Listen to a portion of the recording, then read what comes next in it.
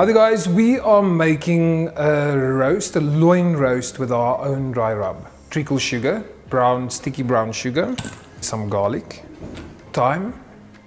We've got some cumin over here. We've got some ginger, smoked Spanish paprika, some black pepper, a pinch of salt, and then the zest of a lemon. We rub this with a little bit of oil. We've got olive oil. We do as the name says, dry rub. Okay.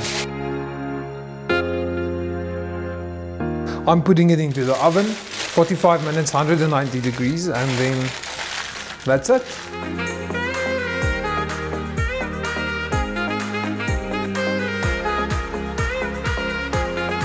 Loin roast, dry rub. Enjoy.